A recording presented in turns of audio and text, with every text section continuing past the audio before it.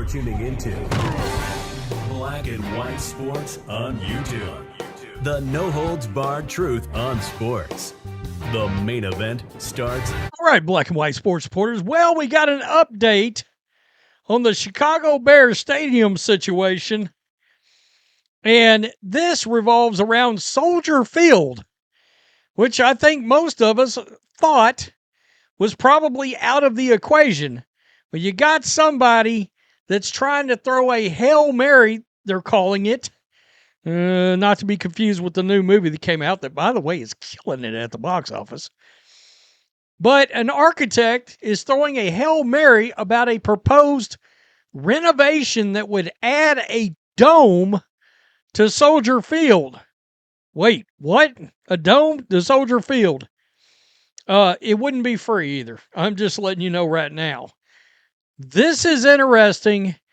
Of course, Brandon Johnson was nowhere to be seen or heard when it comes to anything Chicago Bears Stadium related, unless it's him being in shock that they're losing the Bears to either Indiana or to the Arlington Heights. This is interesting, though. The Chicago Bears' next home remains a subject of debate, but an architect has thrown a, quote, Hail Mary to keep the team at Soldier Field. Edward Peck has designed a dome that would be placed over Soldier Field, along with seating additions and a new entertainment district that would be located over DuSable Lake Shore Drive as part of an attempt to convince Bears staying in Chicago may be their best play. Quote, sort of a Hail Mary attempt. You know, bringing people back to the discussion table about solutions for Soldier Field, he told NBC Chicago's Patrick Fazio. The suspended dome canopy? Question mark? What is this thing made out of? The suspended dome canopy would be placed over the existing stadium. What could go wrong? At Soldier Field, part of Peck's vision of making the stadium viable as a host of the Super Bowl, Final Four, and other major events. Quote, I've been involved in several stadiums around the world that uses this material. It's lightweight and it's transparent, he said. Peck said the design he unveiled would allow for nearly 9,000 additional spectators within the stadium, pushing it over the 70,000 fan threshold needed to be considered as a Super Bowl site. Yeah, we've talked about this in the past in a lot of these videos I've done, either involving the Browns or the Chiefs, and the most I've done on is the Bears situation, is the fact that in these winter cities, these cities that have these harsh-ass winters, these owners want to be able to partake in events that take place in the winter without having to pass them up. Not just the Super Bowl, but WrestleMania and monster trucks and, you know, the Final Four, any of this kind of thing that's big and can happen, right? College football playoff games, things like that. You know, Jones Mahal. I mean, that was the best money Jerry Jones ever spent because, I mean, my God, it hosts big-time high school football state championship games here in Texas. Well, these places like Lucas Oil, up in Indianapolis, they've gotten all kinds of good events. So right here, this is the design. So this is the transparent canopy, and there is a digital board right there, suspended above the stadium, above the players. It's pretty badass. I'm not going to act like it's not. Best of all, Peck says the cost of the project would check in around $700 million to $1 billion, saving approximately 30 to 35% on previous estimates to renovate the stadium. I got a question. Are you going to hire ex-Navy SEALs to do security while they're trying to build this thing? You may be like, Rhodes, why are you bringing that up? Well, it's because you guys know I have covered politics. Chicago's a big part of that. All right. Well, just a couple of years ago, they brought this television series called Justified back. Great show for a limited series run. They shot some of that in Chicago. They had to hire like Navy SEALs and Army Rangers to protect the set. There were literally shootings that happened, and they had to take cover while they were filming.